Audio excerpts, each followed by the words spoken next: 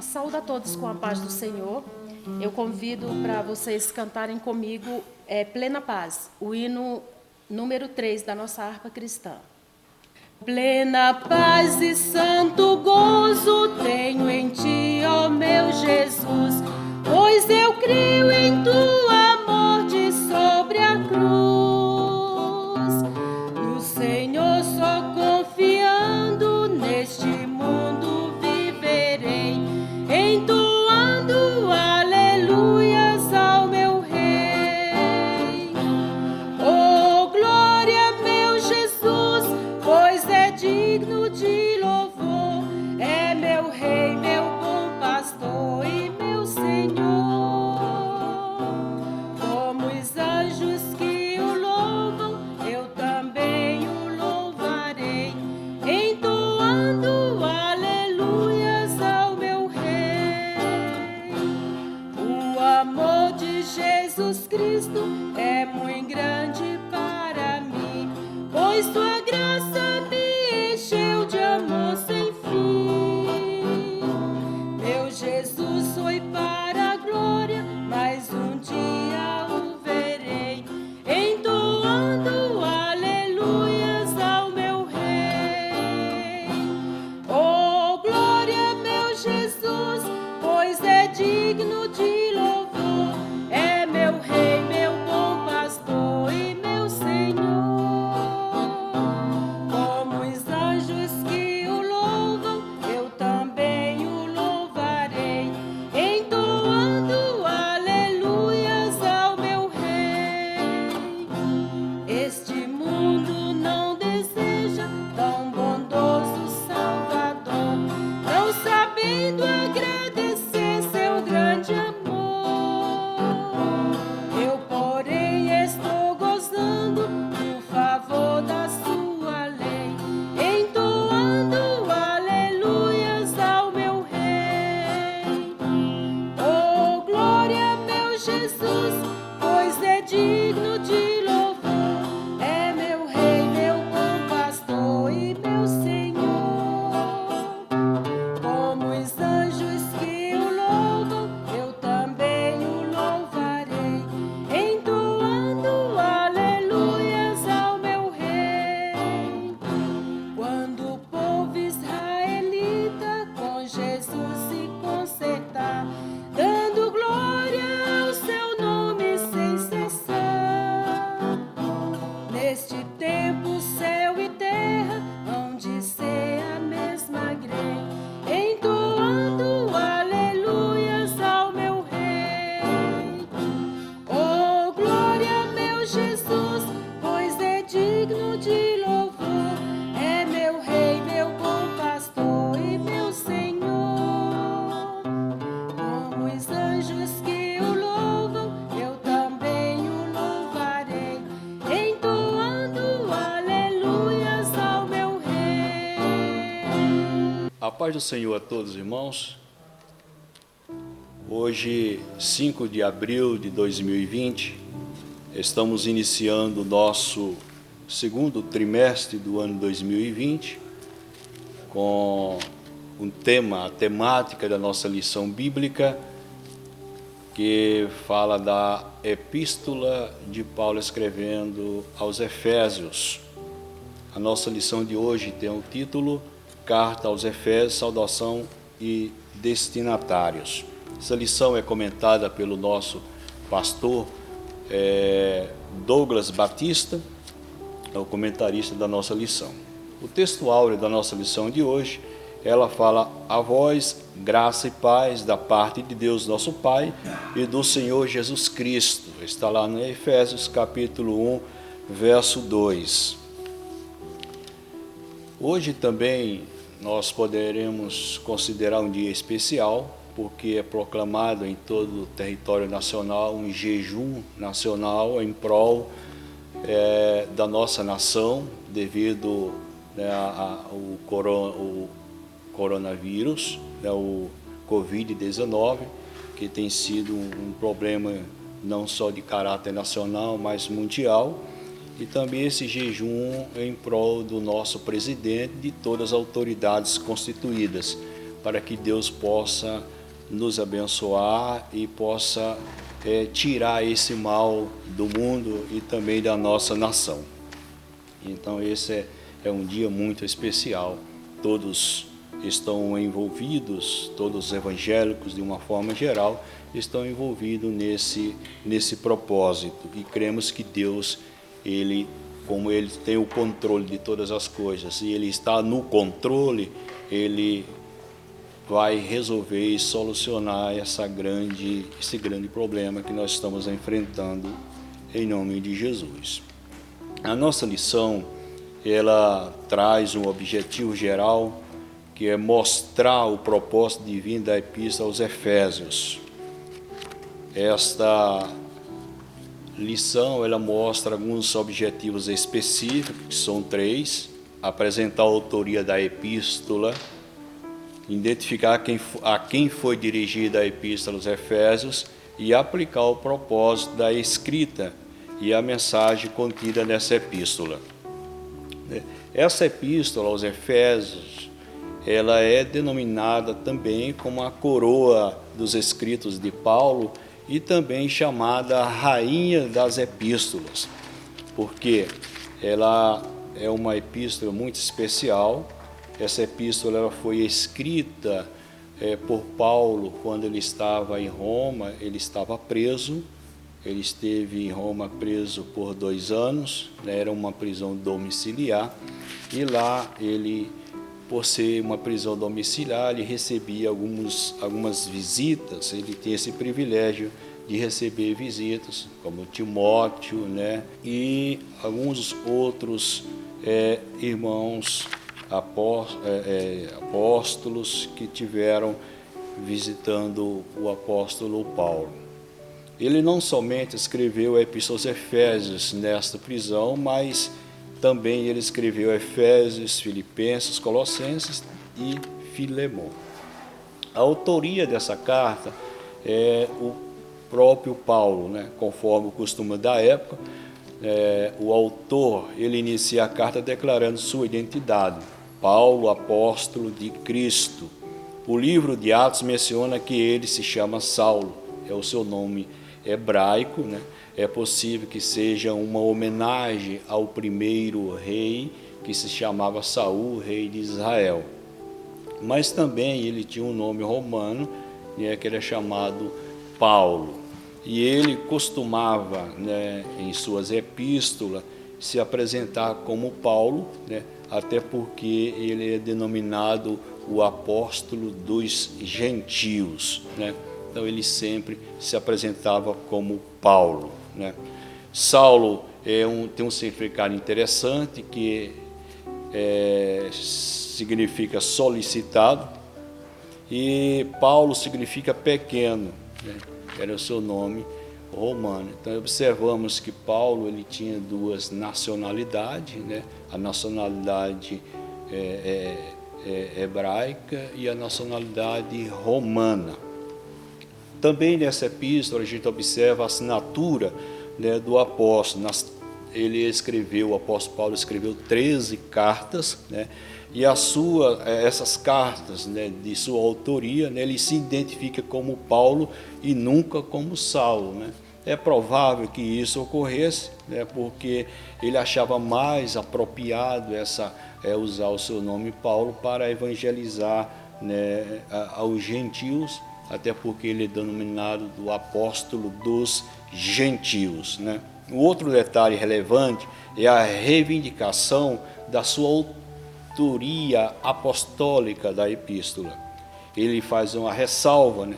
Pela vontade de Deus, isto é, não escolhido por homens. Então Paulo ele mostra isso muito claro, que ele foi um apóstolo escolhido por Deus e não pelos homens.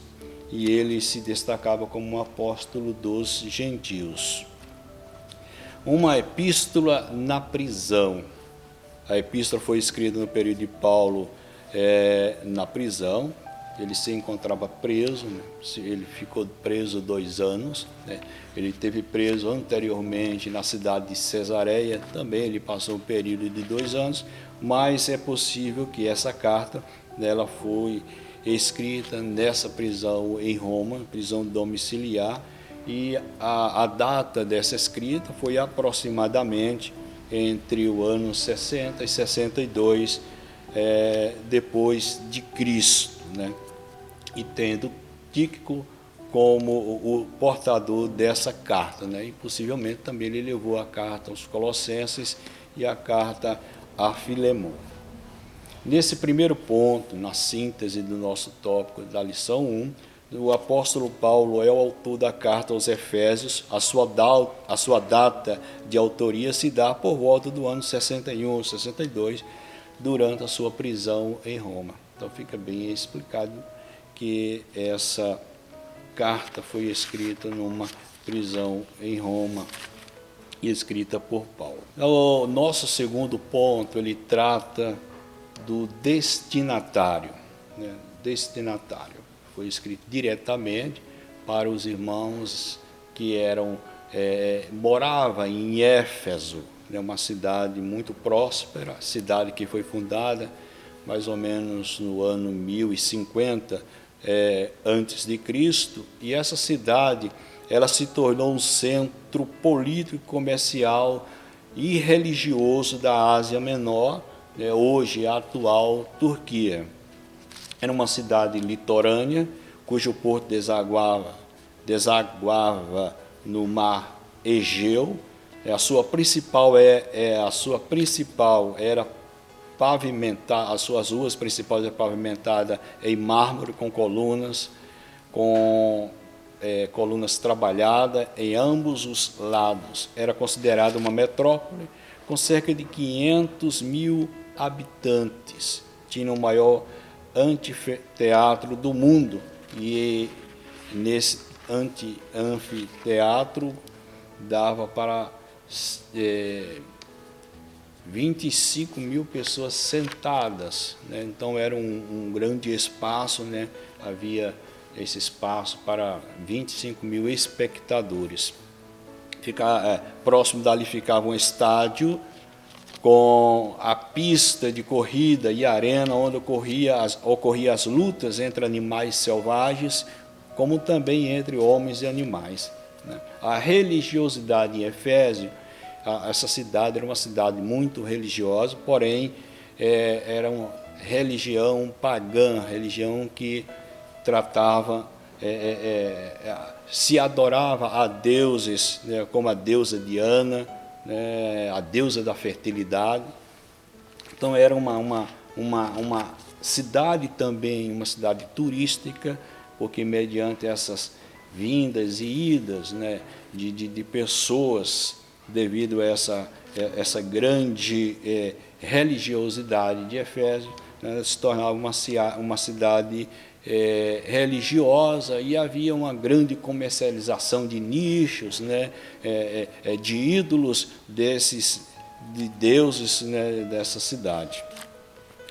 A sua maior renda era o comércio de nichos, pratas vindos do templo, razão pela qual seus moradores ficavam alarmados com a pregação de Paulo contra a idolatria. Então, o apóstolo Paulo, quando ele começou a evangelizar Éfeso, a gente observa, né, em Atos dos Apóstolos, que no final da sua segunda viagem missionária que ele passou em Éfeso, e na terceira viagem missionária, Paulo ele ficou lá por um período de quase 3 anos, né, nessa cidade, falando, evangelizando e pregando a Cristo o Salvador.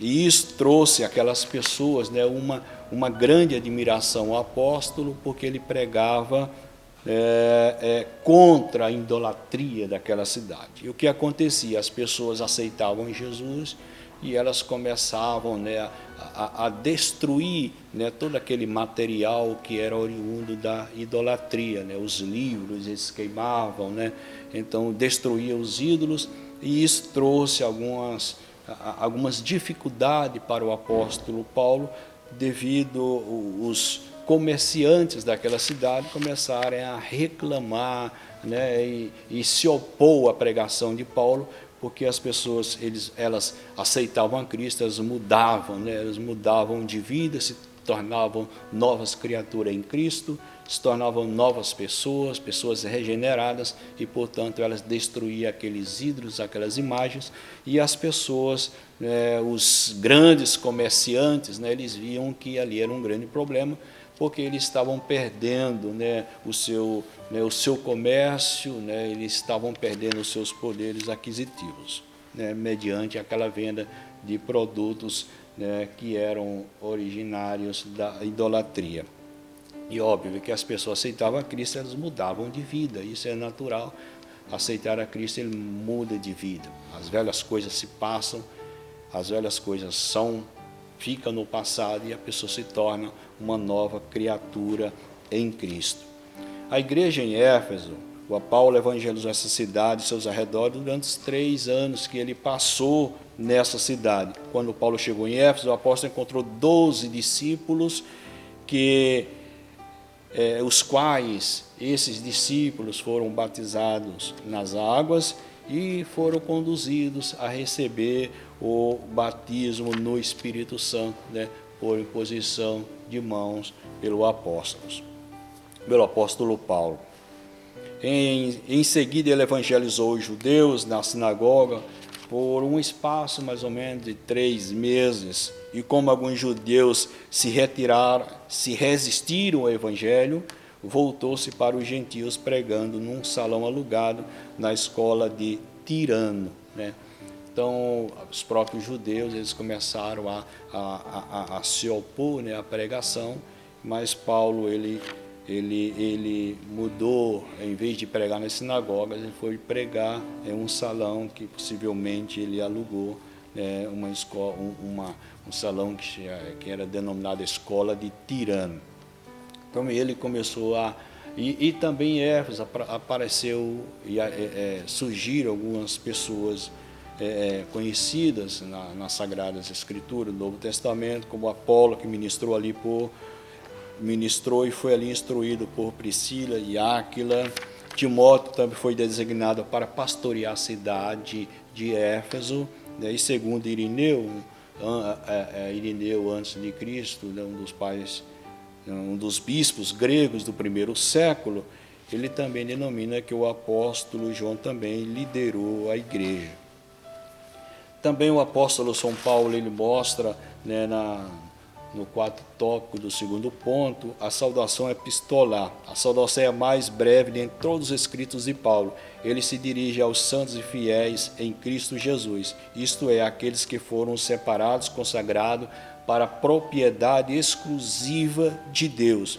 Paulo os cumprimenta com as palavras graça e paz. É uma expressão que lembra o favor gratuito e merecido de Deus. Quanto aos destinatários, a maioria dos intérpretes considera que a epístola era uma carta circular, né? Ela tinha uma circulação, né, entre a igreja de Éfeso, aqueles povos, e destinava aos cristãos, na sua maioria, cristãos gentios, né? E também em muitas igrejas da Ásia. A epístola é considerada uma carta circular. Ela é dirigida às igrejas da Ásia e começa pela cidade de Éfeso e o centro político, comercial e religioso daquela época. O propósito da mensagem, né? Paulo ele mostra um propósito da mensagem da carta aos Efésios, né? Ele apresenta a sua assinatura, ele apresenta-se como apóstolo de Jesus Cristo, mas também ele mostra, né, o propósito da mensagem, né? A mensagem doutrinária para a epístola aos Efésios, para os irmãos efésios, né? Naquela cidade, né, uma cidade turística onde havia muitas pessoas oriundas de outras nacionalidades, mas lá estava o Evangelho de Cristo pregado pelo apóstolo e que muitas pessoas aceitaram. Mas aí o propósito dessa escrita, da epístola, aparentemente a epístola não concorda com nenhum problema específico, ou seja, ela não mostra assim como se problema específico, como a gente observa alguns problemas específicos quando ele escreveu a epístola aos primeiros Coríntios, né? As epístolas aos Coríntios. Mas aqui ele não se observa um problema específico, né? Como em outras epístolas. Porém, nos capítulos iniciais da carta, percebemos algumas ênfases que sinalizam a solução de certas questões. Por exemplo, havia novos convertidos que vinham do mundo helênico, né? Mundo helênico, quer dizer, do helenismo judaico, e praticavam religiões de mistérios e magia, mas agora se reuniam com os santos em Éfeso. Não por acaso o apóstolo Paulo mostra que aqueles crentes que Cristo está no controle do universo e do mundo inteiro, né? Paulo faz essa ressalva, né? A gente observa no capítulo 1, verso 20 a 22, Paulo fazendo mostrando esse ponto, né, fixo de que Cristo, que Deus, ele tem o controle total, né? E a gente sabe que Deus, ele está no controle de tudo que acontece no mundo, né? Através da sua vontade soberana, sua vontade permissiva e a sua vontade diretiva, né? Então, muitas das vezes a gente questiona, mas por que acontece isso ou aquilo? Mas Deus, ele sabe todas as coisas e ele as sabe de antemão, né? Então, nada pega Deus de surpresa. Então, Paulo mostra aos irmãos que Deus, né, Deus estava no controle daquela situação e como hoje ele está no controle de tudo que ocorre, né, aqui no globo, que ocorre na terra. Deus está no controle de tudo. Deus não passa despercebido em nada. Então tenhamos confiança de que Deus, ele está no controle da situação, está no controle do universo, tudo está no seu controle. Nada passa despercebido aos olhos de Deus. Também é possível perceber outro tipo de ênfase que o apóstolo apresenta. O passado daqueles cristãos era marcado pela imoralidade, bebedeiras, mas uma vez salvos pela graça, eles deveriam adotar um novo estilo de vida, né? É isso que ele mostra no capítulo 2, capítulo 2, verso 1 a 10. Nessa lição, essa primeira lição, nós observamos que é apenas uma introdução, né? Nós vamos estudar durante as 12 lições posteriores, né, toda a epístola, né, o seu fundo doutrinário, né, tudo que ela apresenta, né, os pontos doutrinários, né, nessa epístola. Observamos também que destaca-se uma preocupação com a unidade e paz entre os judeus e gentios cristãos, enfatizado pelo plano universal da redenção para ambos. Então, Paulo, no capítulo 2, verso 11 e 18, também ele apresenta, né, ele destaca essa situação de que os judeus salvos em Cristo e os gentios, eles são um agora em Cristo, né? Em Cristo. Então ele propaga, né, que haja essa paz e essa união entre esses irmãos. Sobre essa premissa, então podemos considerar que uma das intenções do autor da epístola era a de atender às múltiplas necessidades da igreja numa perspectiva pastoral.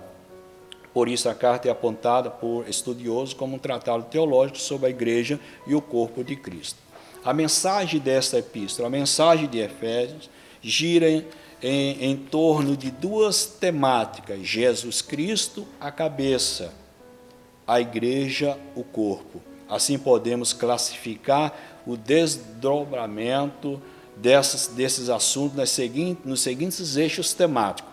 Primeiro, a consumação do plano eterno de Deus na pessoa de Jesus Cristo. Segundo, a atuação do Espírito Santo como o penhor da experiência da salvação. Terceiro, a reconciliação dos povos por intermédio da cruz de Cristo. Quarto, a revelação dos mistérios da vontade de Deus por obra do Espírito Santo. E cinco, um novo estilo de vida baseado na unidade, na comunhão com o Espírito, na frutificação, na adoração e na intercessão no Espírito. Os novos relacionamentos conjugais, a luta contra o diabo. Portanto, a epístola contém uma combinação de doutrina, fé e prática na vida cristã, ou seja, de tudo o quanto Deus fez e do que se espera, que a abordagem da carta gira em torno dessas duas temáticas: Cristo, Jesus Cristo, a cabeça, a igreja, seu corpo. A epístola ela gira em torno desse eixo, dessa temática, né? Esses dois pontos: Cristo, a cabeça, e a igreja, o seu corpo. Concluindo nessa lição, a nossa primeira lição, a epístola revela um elaborado resumo da salvação e as suas implicações para a vida cristã. Seu conteúdo recorda o favor imerecido que recebemos gratuitamente da parte de Deus. Suas exortações nos impelem a viver em santidade, alicerçado em Cristo, a cabeça da igreja, e a batalha contra as forças das trevas. Então, essa é um momento conclusivo da nossa lição, que nós possamos vencer, lutar, batalhar e vencermos todas as forças das trevas através de Cristo Jesus, nosso Senhor e Salvador. Que Deus nos abençoe em Cristo Jesus. Amém.